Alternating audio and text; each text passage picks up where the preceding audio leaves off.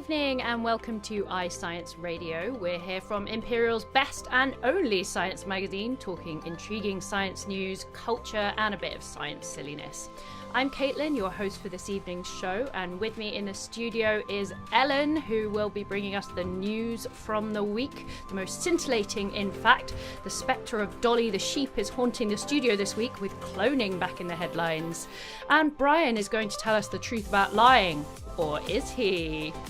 Finally, Layla unwraps the dirty truth about what we're eating in the 21st century. Buckle up, because it'll be a ride. And of course, we have our science quiz, where our gracious guests will go head-to-head in a high-stakes battle of the mind. The winner will get the chocolate bar from the vending machine downstairs. So it's all to play for. But first, let's drop into some music. This is Dayang by Swedish singer Fatima.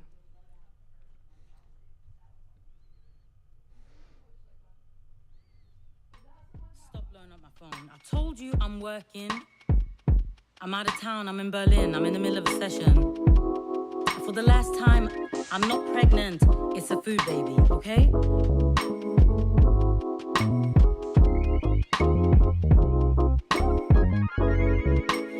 Gotta do more things to make shit right. Say I'm gone all the time when I'm working out of town, yeah. You need to understand one thing about life. It is precious and dreams of unite. So decide, think it through before words hit the screen. Don't decide. A world based on burning paper planes. We got to, reevaluate everything. Love was meant for it to fly. So what's happening? We gotta get some form of distraction. We too busy trying to keep it going for really. We so stupid, trading sense for tripping on Cupid. What we made of, yeah. So much sense in getting away now. Hey, a lot of oh, yeah. So things you do for love when lightning strikes, yeah. Not again, we go over the same shit every night. So do you understand my way of life? I'm not trying to close down your world, I'm giving you life. Think it through before words hit the screen, yeah. Don't decide. A world based on burning paper planes. We got to, reevaluate everything. Love was meant for it to fly. So what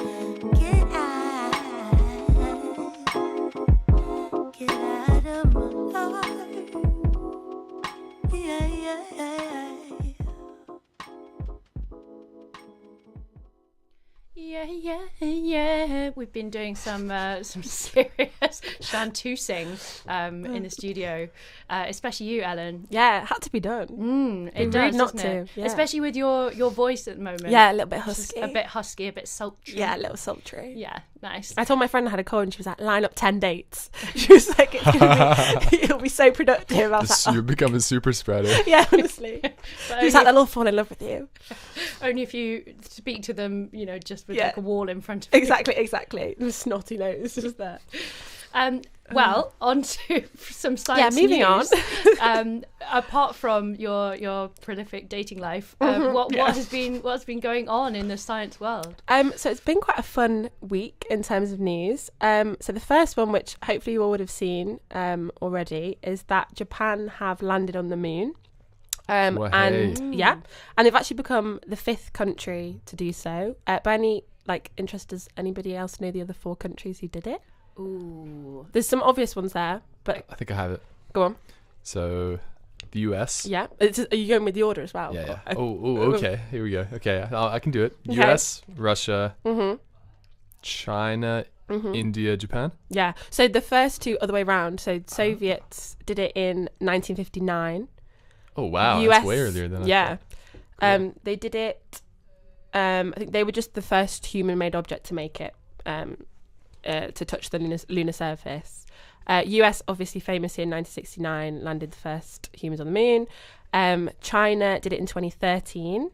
India actually did it in August last year, and then now Japan. And they've done it with their spacecraft called the Smart Lander for Investigating Moon, which That's is a shortened as rubbish SLIM, name. which I liked. I like SLIM. Okay. So that was good. But it's actually not going to plan, sadly.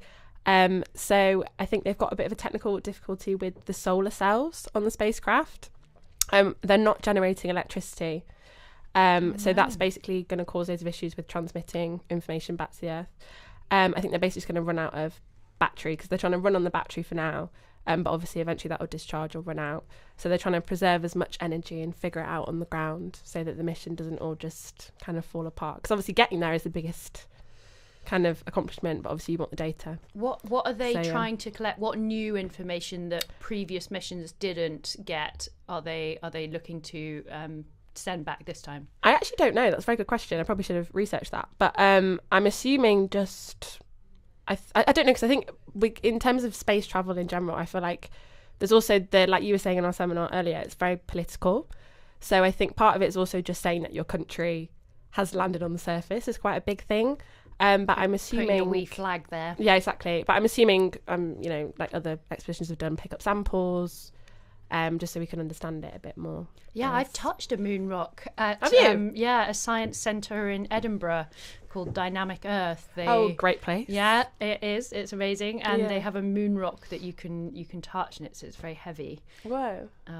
So yeah, I guess they would be sending some other things back. Yeah. But yeah, hopefully it all works out and hopefully they can figure it out because it would be a huge shame if they didn't. The second story I've got for you is mentioned to the Dolly the sheep, the moment you said earlier on. So scientists have successfully cloned a rhesus monkey for the first time. So obviously cloning is not a new thing in the scientific world, and neither is cloning monkeys, but this is the first time they've successfully cloned the species called the rhesus monkey. And they had quite a few issues with it previously because they would successfully clone it, but then it would die at quite a young age, or it just wouldn't kind of live to full life expectancy. But they've managed to do it for the first time, and specifically why they want to do it with this specific species is because I think compared to other monkeys, it's got the most similar physiology to humans, and obviously in terms of like drug testing or kind of modelling disease, that's a huge advantage. And is that what they're hoping to get from these clones? Yeah, I think so. I think vaccines is probably a huge thing. I suppose with that COVID vaccine, obviously that's very fresh in our minds, and you understand all the kind of regimented things you have to go through in terms of drug testing and all that kind of thing. So it just kind of gives another like model organism to. How do we feel about cloning and that was things in this room? Yeah, because that was another one. Is obviously it's an amazing success to have cloned an animal, but there's obviously a lot of controversy around it. because it's not necessarily a positive development for everybody in the public. I don't know. I don't think I necessarily have a huge strong opinion against, but I can completely understand people who would have an issue with it. Yeah, I think I have quite a strong opinion against animal testing, and so it being for that reason is the main problem I have with it. I think when we breed either through interbreeding or through something like cloning, and we create animals that are less healthy than they should be, I don't think that's a positive thing. But yeah, for me it's pretty much about the animal testing that really puts me off. Yeah. How about you, Layla? Sorry. I need to come closer with the mic. With animal testing, again, I think I totally agree with Caitlin. But you know how you said they're doing this in the future, like to do it on humans? I've actually I've read an article about how this was illegally done in China. Oh, really? So it has been done on humans already. Wow. But obviously maybe to like legalize the process, I understand how it would be done. But yeah, I think I'm very like in a very great place in terms of like animal testing, because I know that like it is, for example, like with, let's say, like with cancer research and stuff, I know it is done to benefit us, but it obviously comes at a cost, and I genuinely don't know where I place myself. It's like a hard moral kind of thing to consider. Yeah, it's a fundamental question of ethics, isn't it? How many animals have to suffer and die for one human life? How do you make that calculation? Some people would say, I don't want to make that calculation and abstain from the choice, and so on. And then some people will say, humans are special in some way, so we're worth more. Yeah, there's a whole debate around it, and not an easy answer.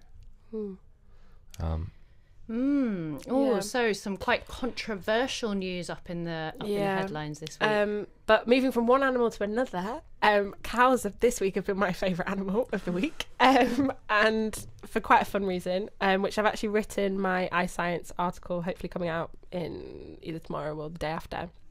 And it's basically a bit of a clickbait title, but it's "Could we soon be able to talk to cows?"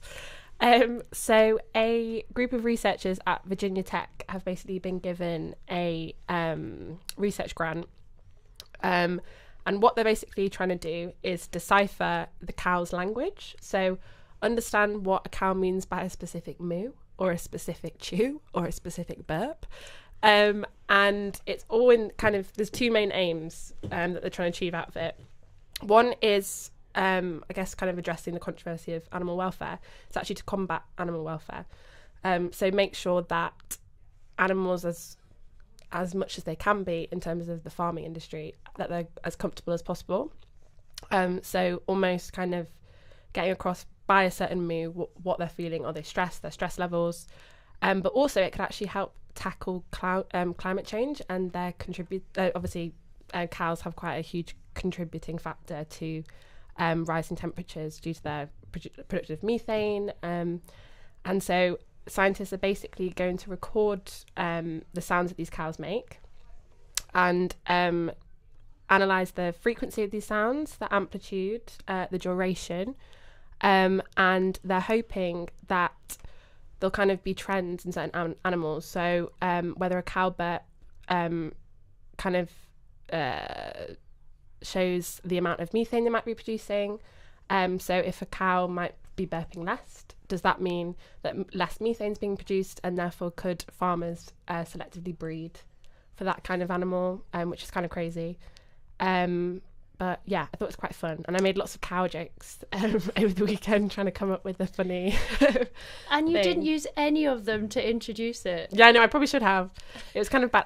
I've written one at the beginning of my article, which, if I remember off the top of my head, it's "Could we soon be able to talk to cows, or will it just go in one ear, out the other?" Hey, I love it. But yeah. Hit the cow, Jamie. Can I get that one more time? Oh, there it is. Big moo. So what do we Big reckon moo. that cow was saying? Who knows? Hello? I don't know. Or- I think it was, I would like to meet a nice lady cow. Yeah. Oh, so that was a male cow. You could tell that was a male cow. I don't think there's such thing as a male cow. Bulls are males and cows are all female. Yeah, but like in the species of bovine, Yeah. it's just us that has called them those two separate things. What do you mean? There is a male cow. It's just called a bull. Also, it could be a girl trying to get a girl. It's 2024. Absolutely, You know, yeah. support. Yeah. Here for support queer that. cows. Yeah, queer cows. Queer cows. Yeah. I think that cow is saying, please don't clone me. Yeah, please don't do it. Hashtag say no to animal cruelty. Let me free. Yeah. Oh, those were really interesting. Oh, thank you. I very intrigued about this prospect of interpreting other species' languages, and I know that they're using AI to do this a lot, because they're using AI for kind of facial expressions and also for orca communication. They're starting to use AI to interpret what some of the calls might be saying, because with pods of orcas, they each have their own dialect, and they'll keep their dialect for life, and it genuinely is different from pod to pod, so they can start to sort of transcribe what these sounds and meanings might be. So because I know in the cow example, it's basically just collecting loads of acoustic data, and then they're planning. It's all a plan because they've not yet done it. But then trying to basically use machine learning to decipher certain meanings and notice certain trends, and it's very interesting. Now, Ellen, your title, I have a bone to pick with you here. Yeah, go on. It is. So Yeah. You said talk to cows. Now, to me, it sounds like we're devising complicated ways to listen to cows. Yeah, true. Maybe listen's the way. Are we going to be making moves back to them? You know, well, I suppose you don't know where it could head. Right. You know, you don't know. Once we start listening, it'd be rude not to talk back. Right. So we'll be getting we rid just of... need them to understand what we're saying. Exactly. But yeah. You have like a loudspeaker hooked up, and you have a particular type of moo which says, okay guys, you know, time to head down to this corner of the field, and you just play that on the loudspeaker. Imagine you were speaking French earlier on, Caitlin. Maybe in a few years you could be speaking cow at the beginning of the show. I hope to. It's on my to-do list for this year. Brian gave a pretty strong moo sound earlier on. I don't know if you want to do it now. Can we do the rest of the show just in moos? Yeah. How about in honor of Ellen and her cows, we'll play Moo by Doja Cat, and we'll speak in human language for the rest of the show.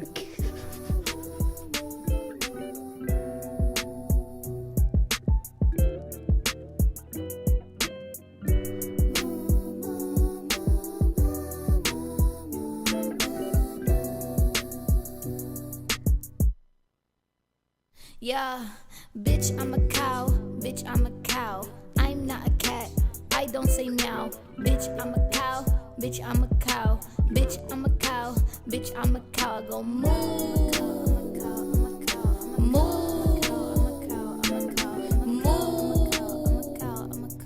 Moo. Yeah. I said, bitch, I'm too smooth. I'm not in the mood. Trying to make moves. Trying to make moves. Bitch, I'm too smooth. I'm not in the mood. Trying to make moves. Trying to make moves. Got milk, bitch. Got beef. Got steak, ho. Got cheese. Great A-ho. Not lean. Got me A1. Sauce, please. These heifers got nothing on me. Stakes high, need a side of collard greens. Cash rules everything around me. Ice cream, ice cream. You a calf, bitch. You my daughter. I ain't bothered. Get slaughtered. Got the methane. I'm a fodder. With my farmer, McDonald. And they feed me real good. It's an honor. Philly cheesesteak, other than that order. Chili cheese fries as a starter. Got the steroids keeping me stronger. Bitch, I'm a cow. Bitch, I'm a cow. I'm not a cat. I don't say meow. Bitch, I'm a cow. Bitch, I'm a cow. Bitch, I'm a cow. Bitch, I'm a cow. I go moo. Moo. Moo. Moo. Yeah. I said, bitch, I'm too smooth. I'm not in the mood. Trying to make moves. Trying to make moves. Bitch, I'm too smooth.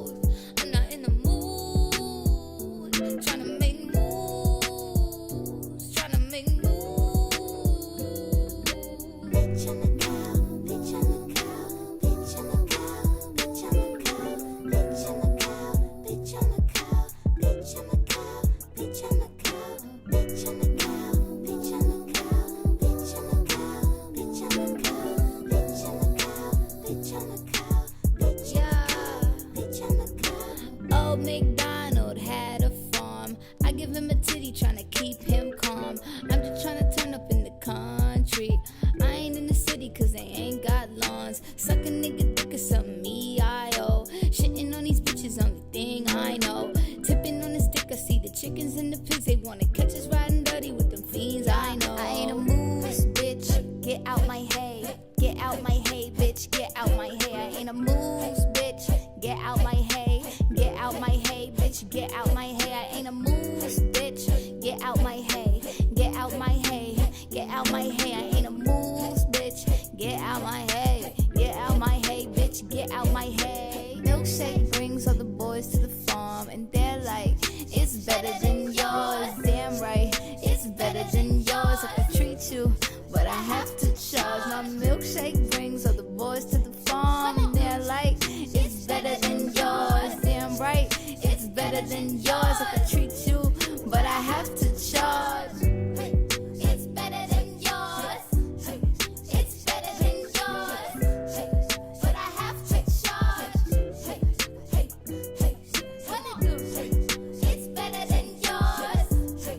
It's better than yours, but I have to charge.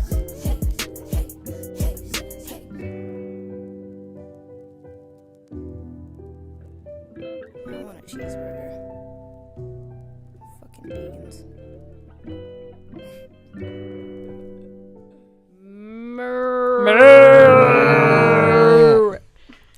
And that's what we all had to say about Doja Cat and the song Moo, which of course was her first big track. Her first big mahoosive track. Which she did against a green screen, and it's hilarious for anyone that hasn't seen the video. We have a special guest in the studio. We've got Owen.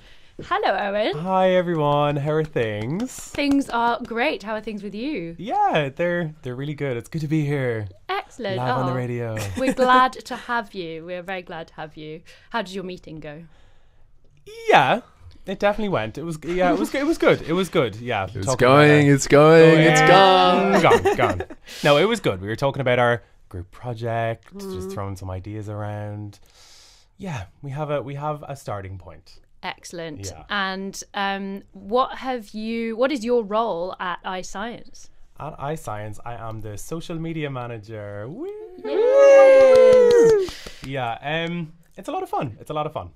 Have you got any kind of content that's coming out soon that you can give us like a sneak peek big of? things coming, you guys. Yeah, we actually do. We have a couple of videos coming made by Daniel. He actually just sent me the newest one yesterday, and it's very good. I won't say much else. I don't want to spoil it, but it's very good. I think I saw it as well, and it was very good. Mm-hmm. He's very good at the video editing side of things. So he's uploading them onto the YouTube, and we're transferring them onto the TikTok. Not the TikTok, the Instagram. The Instagram. Yes. Are you on charge of the TikTok as well? We actually don't have a TikTok, but we were thinking about it. Yeah. We were brainstorming some ideas. Maybe Gotta get with the times. Get one going. Honestly, I know we could do that. I think I like this little life trend because we've been mentioning it all day. So we should, I don't know. Yeah, jump on Brian, that. maybe you're right. Move with the times. I just kind of feel like too old for TikTok, even though I'm literally not old at all. You're definitely not. You're saying that in front of the oldest girl in the science communication department. Well, on that note, people often lie about their age. Brian, do you have something to tell us about lying this week? Well, it's just the issue I wanted to talk about. How to tell when someone's telling you a fib. Something humans have been working at since our earliest beginnings. It really is a curse that's stuck with us, but it's also a blessing because what is like storytelling, creative work, except telling lies that people can believe, even if just for a moment. Question for you guys: when was the last time you each told a lie? I accidentally lie quite a lot about when I'm going to be there. I do that all the time. Meeting. I am very overly optimistic with my conception of time. And Anyone else? Well, I famously don't lie. I've never told a lie in my life. That's a lie. Yeah. I mean, I'll only tell a lie if it's a silly little lie. But then Yeah. I'll also tell you straight away that it's a little lie. I was only being silly, you know? Yeah. I have to say, Owen is one of the best liars I've ever met. That is such a crazy And that sounds like compliment. an insult, but I mean it in terms of he's really good at, because I think the hardest part of lying is doing the straight face after the lie. He's incredible at it. And one thing about me, I will do a straight face. Yeah. It's true, it's true. Well, I wonder if you might pass a lie detector test. No which quick is- house in here. Yeah, no quick house in here. There's been a lot of research into how often people lie. And scientists have done, different studies, and they get some sort of slightly different answers. But for the average person in the UK, it seems that they lie between 10 and 30 times per week. How do we know that that's not Including a lie? white lies Yeah, as how well. do So white lies might make up a large amount of that. Whoa. You tell your partner that you really You like. didn't cheat on Yeah, them. yeah. They did. Yeah. Whoa. Small white Well, lies. those Small tiny white little lies. ones. It's quite Yeah. hardcore. I was going to say that you really liked the dinner they made or something. Or Yeah. maybe Well, it's their your outfit. favorite.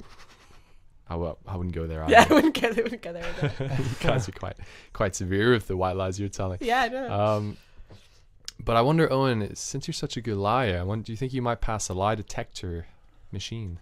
I think I could definitely cheat a little lie Yeah. detector test. Yeah. There's there's certain tactics to it. I think they say it's Yeah, like yeah. you have to control your breathing. You have to Yeah. I think they check for like a little spike in your breath Mm-hmm. because before you tell a lie, you do like a little. Wow. So yeah, you Well, have to be very careful. Lie detector machines are something that has a big sort of legacy in the culture. And I think a lot of people, when they think of one, they get an image in their head, police interrogation room, one-way glass, a suspect in a chair hooked up to a box that's beeping sort of ominously.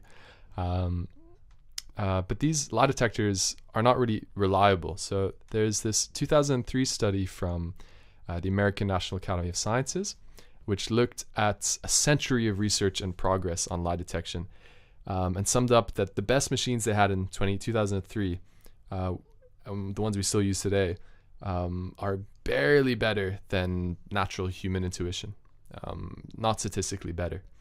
And there's another study in 2018 which supported this unreliability finding for lie detectors. So they're really not something that you can use to tell if someone's lying, and in fact they're not admissible in court as evidence. But they still get use as part of interrogations of suspects, which is a bit strange. So they'll use them to interrogate a suspect and part of the process, but they can't then use the lie detector results in court. And part of the reason why they're so unreliable is that the kind of things that they're measuring, so like the breath you were saying, often as well, it's particularly the heart rates.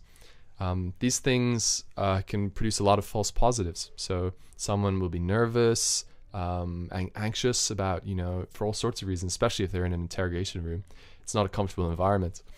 And of course, everyone brings their own personal experiences to a lie detector test as well. So it's really just impossibly hard to control for all the variables that might make one person appear nervous even when they're telling the truth. Even the tone of voice used by the person asking you the questions could be enough to give you a false positive. So yeah, it's basically, they're not trustworthy. But we still use them all the time, and there's a myth built up around them.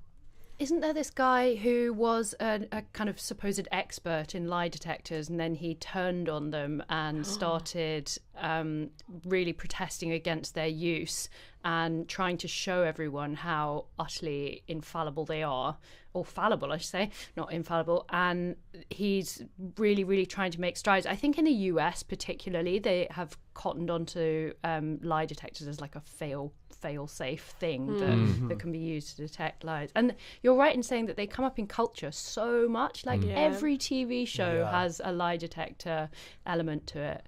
I also feel like they've been taken as well with like little YouTube videos. Do you ever see them asking the celebrities little silly incriminating questions to like monitor the celebrity's response? I don't know, they're kind of everywhere in culture, really, aren't Yeah, they? well, I think humans really are just fascinated by lying as a problem that we have to deal with. It's one of the ones that really has been with us since we came out of the caves. You know, it's something that is terrifying, especially when you're living in a non-modern setting. Like the thought that someone might tell you something untrue straight to your face, like for their own personal gain or whatever ulterior motives they might have. That's really scary. Like the thought of another human being doing that. Oh, and I think this is where the different traditions around clinking glasses came from. So, you know, when you cheers and you clink glasses, part of it, the eye contact, was to try and detect whether that person is lying to you if they look away. And part of it is when you clink glasses, the idea was the liquids would swap. And so if someone had poisoned you, they wouldn't be able to drink it. You'd be able to tell. I actually heard that this week. So funny Did that's you? come up again in 1 week. That's insane. Of course you would, because you lie a lot. So of Ah, course, people are telling you this yes. information all the time. Everyone's trying to asking me to poison clink glasses. Yeah, everyone's like, please click my glass, please click my glass. Surreptitious poisoner. I'm not a good liar. I'm really not. It comes out straight on my face. Yeah.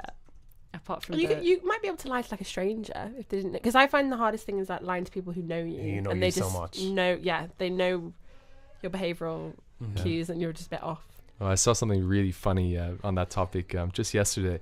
It was archival footage of in the 1970s, President Nixon from the States, United States, and the Soviet leader Brezhnev, and they were at a function together, and they had some champagne that they were sharing, and Brezhnev was they were doing a skit together, kind of just improv one where they were waiting for the other person to drink the champagne first before they would drink, you know.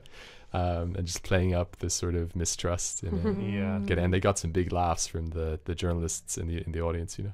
Also, it's very topical lying right now because Traitors is on TV. I don't know if anyone watched about Traitors. to say. Yeah, finals next week. That's where I'd struggle though. this I week. think telling a little silly lie is fine, but when it comes to lying to win a competition show, I would fail on the first hurdle. Because I'd want to win. I'd want to win so bad. Some of those people who are really good at lying look like psychopaths. They look insane. Well, that was really interesting, and we know not to trust Owen with anything, Oh, no. No, do especially our trust me. lives. Come on, guys, come on. I promise we will. Well, I think it's time to drop in with a bit more music. Let's listen to Square Heart by Neo Gibson. This is a track I recently found on the interweb. Is that true?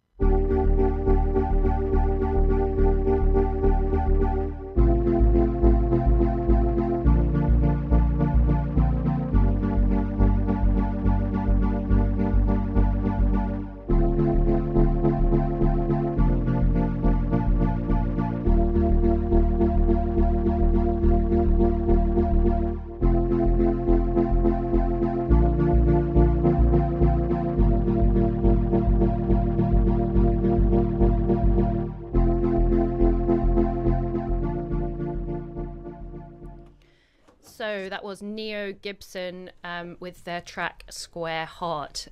We are now going to hear about supermarkets and the lies that they kind of tell us about processed food, or that they don't tell us about processed food.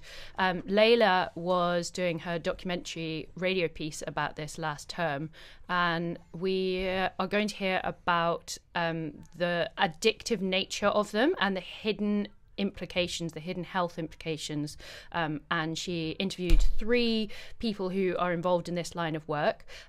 So yeah, let's drop straight into the piece and then we'll talk to Layla all about how she made it.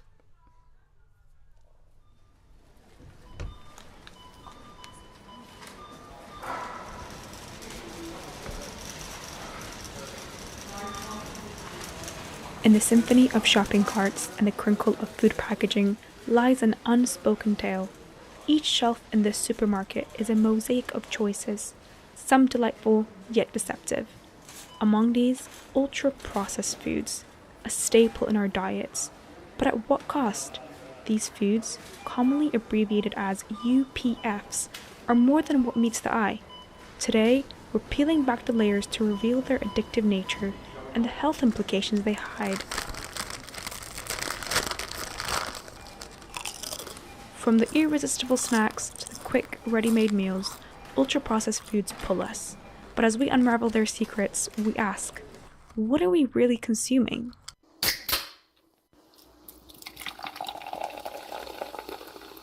To begin, we need to understand what ultra-processed foods are.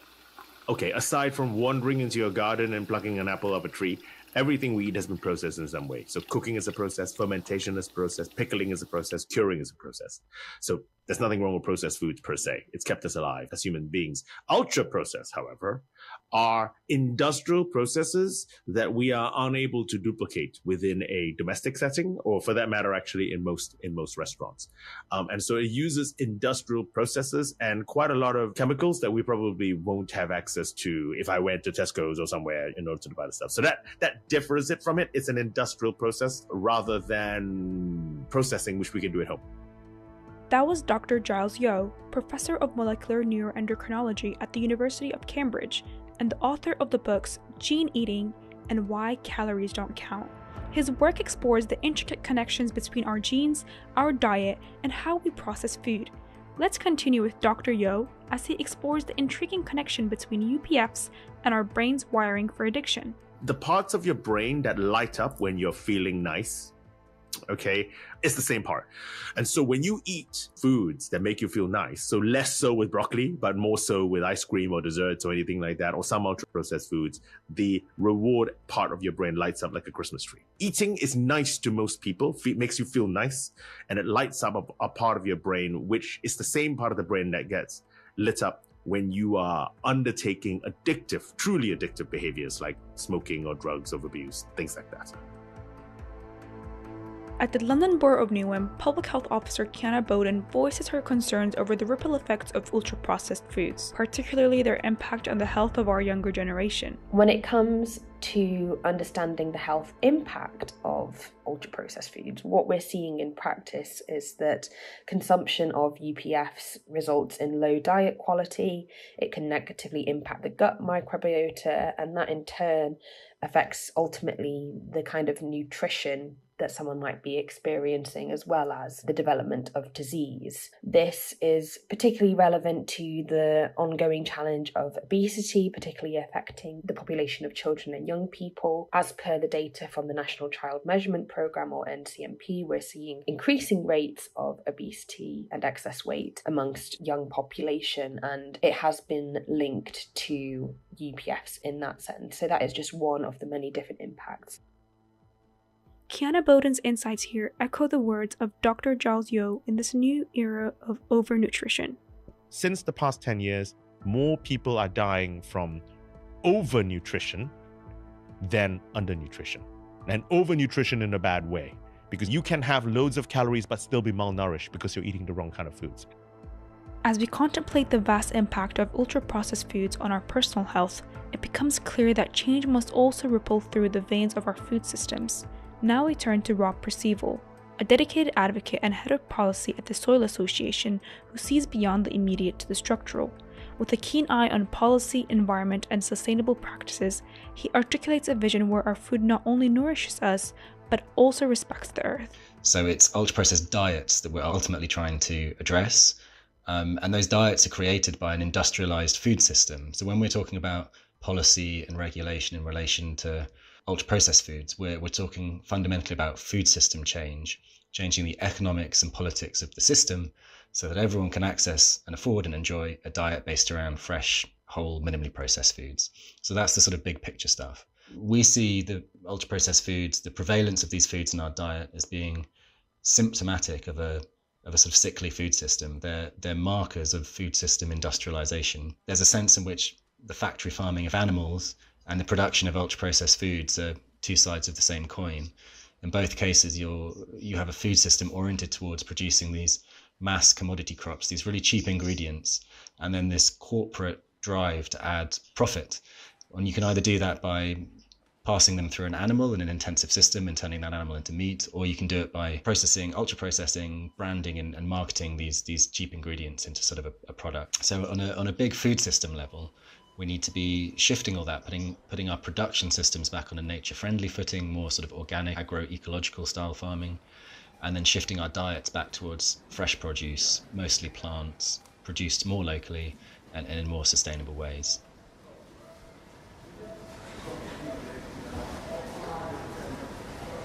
So as we stand among the shelves of our local supermarket, confronted with endless choices, how do we navigate towards well-being?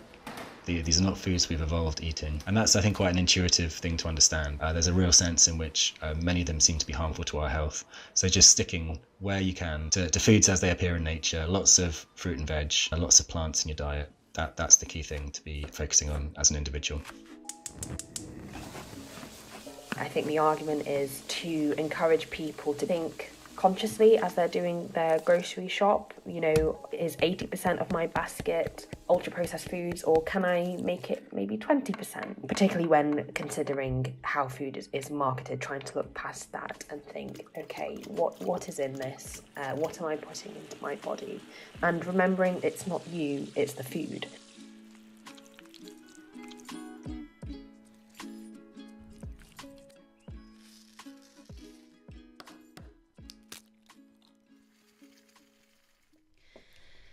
So that's a really interesting look at some of the issues around ultra-processed foods, and I think the aspect to do with the soil and how we can either gain our nutrition from meat, or we can get kind of very cheap products and then just process them into oblivion so that they don't actually have much nutritional content was fascinating. How did you go about finding researchers for this, Layla? So how do I go about finding these people? Initially, I feel like the biggest name in this list is Dr. Giles Yeo, and it was through networking. I mean, it's been advised since the beginning of our term, like we should network, go to events. But this person actually came to my feet, as Turks say. So in one of our seminars on Tuesdays, we had a company that came through. I don't remember the name of the company, but it was a podcasting company, a creative company. I just went up to him. I didn't initially ask to find someone through him. My question was just simply, oh, I'm doing an audio package. And it was something that he explained as well during the session. And I'm struggling to get accepted by these people. So just give me advice on how to email these people. How do I not get rejected? How do I reduce my rejection rate? And he gave advice on that, and I also happened to discuss my topic that I was doing, and he was like, oh, I actually know someone that can be helpful. I'll send the name to you. Just look through his page. If you think he's relevant, let me know. I'll just, connect you guys. And I did message him, and yeah, they connected me through.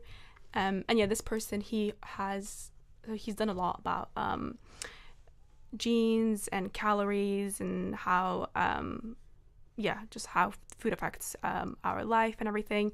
I think I mentioned in this audio piece as well that he's done a book about I forgot the name. He was a really, really great speaker. It was very, very He's interesting. like quite active, like in the BBC. He has on podcasts. It's called Giles Yo Choose the something. He choose something. Anyway, it's all about food. He's quite in the field. My undergrad was in global health, and I have a friend who progressed into being a public health officer. So the second person is actually my classmate from last year, Kiana Bowden. And then the third person, the Soil. Are you guys aware of the Soil Association? I've come across them because I've worked with the Rivers Trust a bit, but yeah. Yeah, so basically they have also their own certificates. So if you guys consume organic foods in the UK, you would see in your packages, it would say Soil Association. It has like this own little symbol. And they've also started like a petition themselves to increase awareness about ultra-processed foods.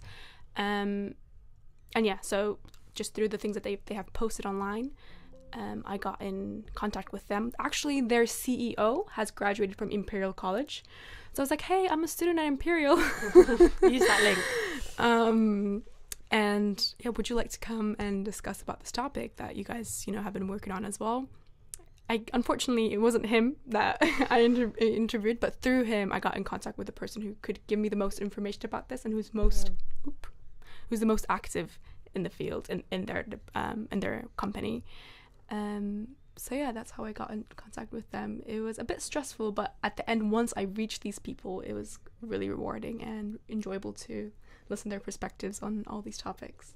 I think the most I had heard about this topic before was the Van Teleken brothers. I don't know if you guys have come across them. Yeah, they are two doctors, and they were looking at why one of them is a very healthy weight and why one of them kind of errs towards obesity, even though they're twins, they're identical twins. So they're looking at all the kind of genetic and environmental reasons for that. And yeah, a lot of it came down to ultra-processed foods. But what I found so interesting was the addictive aspect of it. And they spoke to someone who said that she will describe her patients as suffering with obesity, i.e. this is not something that is due to a lack of willpower or anything like that. It's the same as suffering from an addiction of some kind. That's how we should be treating this, because the type of food that is being made, it doesn't leave you any options. So I really, really like that final line, remembering that it's not you, it's the food, because I thought that was very relevant, and we shouldn't be pinning the blame on anyone for whatever size they are. Definitely. And maybe it might be common knowledge for most of you, but for me it was something new that like these foods that we're eating, they're really high in calories, but the reason why it's becoming really addictive is because our body, our cells are not getting the nutrition it needs, so it wants more and more and more. It's like, okay, the cells are aware that it's not getting the specific nutrients and the vitamins and nutrition that it needs, so it's like that's why you have that urge to like continue eating despite surpassing your healthy calorie amount in your body. So yeah, it's unfortunately messing with our systems, our poor bodies.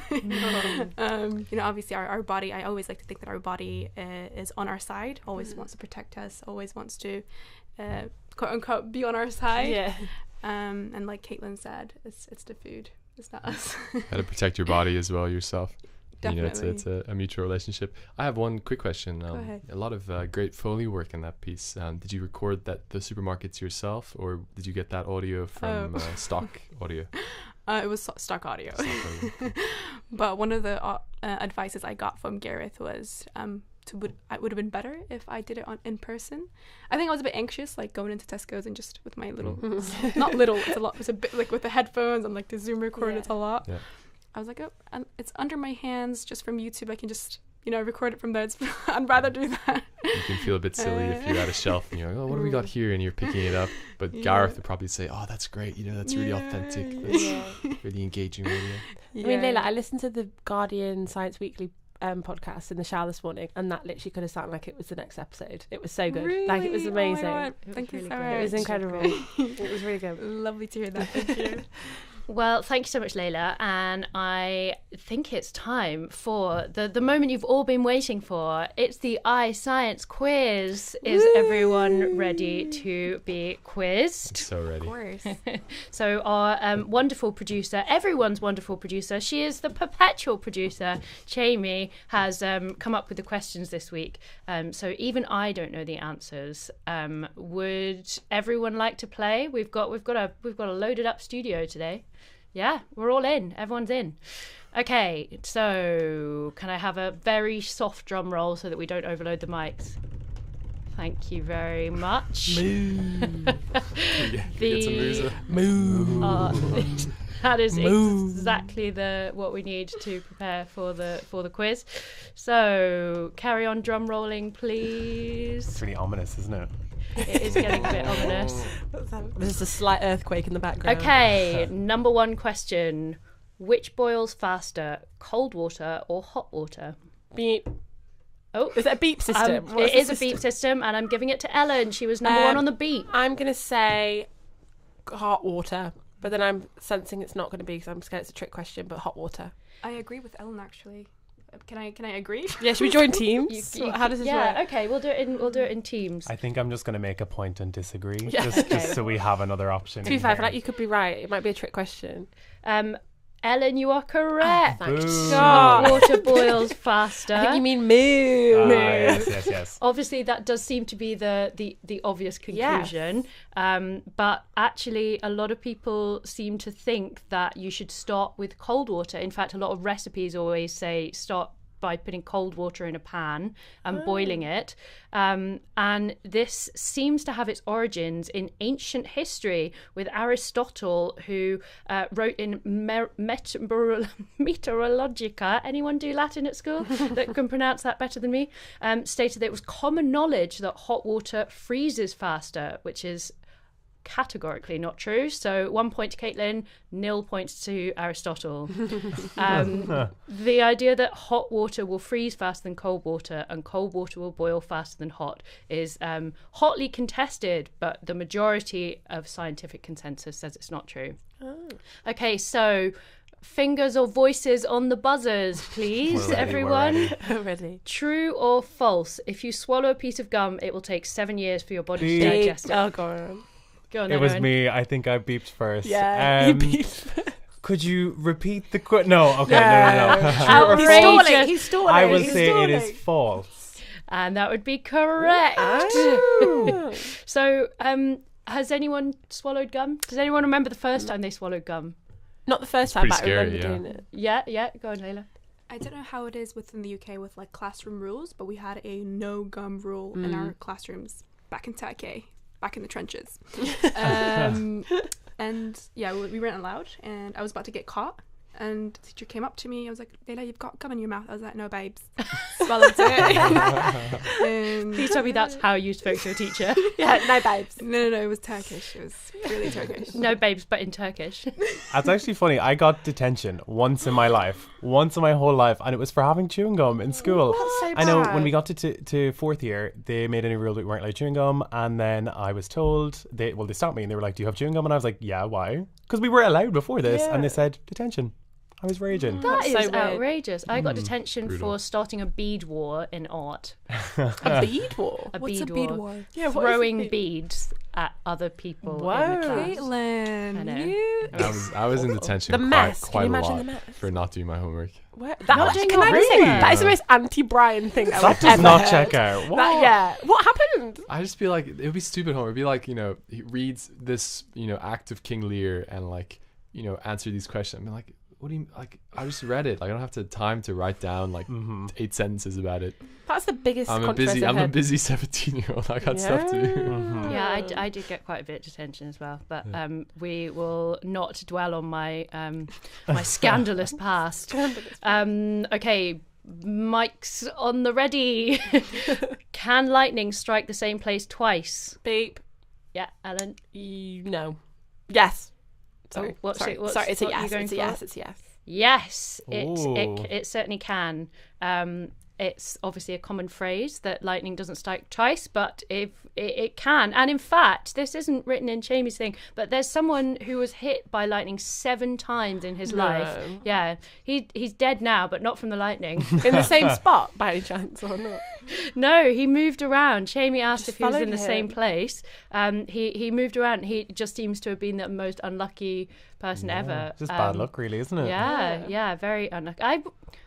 Electric personality. Would like to be hit by lightning. This I don't know why. Don't say that. No, you wouldn't. Really? I think I would. It sounds. I just want to know what it's like. It'd be like that scene from Home Alone when he turns into a skeleton and he's like, "Woo!" Obviously, I don't want that to so happen. insane.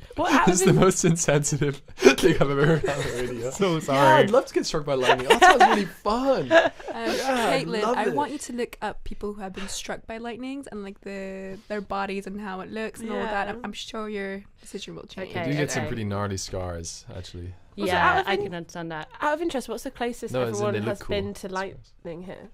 Like, has anyone been really close? Yeah, actually, I went interrailing this year and we went to Prague. We were there for 2 days. Did I say this year? Last year. We were there for 2 days and it was like the worst lightning storm ever. And we were like running down the street to try and get to our restaurant. And I swear the lightning was like around the corner. It was so scary. Oh my God. I had a similar experience at a festival in Croatia, and we could see the storm coming in, just this cloud coming closer and closer to us. And then the lightning just started coming around all around us. It hit the stage, which went up in kind of sparks, and everyone was screaming, and all of these pylons were coming around, and it was the best night of my life. Yeah, Caitlin was there just like, hit me. Begging. Almost came true. Okay, that actually brings us to the end of the quiz, sadly. I'm going to give all my points to Ellen because I mean I feel like it was a team effort, to be honest. You provided us with some joyous moo content thanks. for this evening. We love to moo Anytime. Thank you so much, everyone, for such a wonderful evening on iScience. It's been really wonderful to have you here. Thank you, Layla, for your beautiful piece, and Owen for the chat. Yes, it was great. The lying. Usual. We are on all of the social medias except TikTok, so you can find Owen there. It's pending, you guys. Pending. Also pending is the magazine. It's going to be out very, very soon. It is on the subject of undercover science, and then our next cover is going to be on science fiction. So if anyone would like to write for iScience or produce any content at all, do get in touch with us. You can find us on isciencemag.co.uk. We have been iScience. Thank you so much from myself, Jamie, and Brian, and we'll see you next week.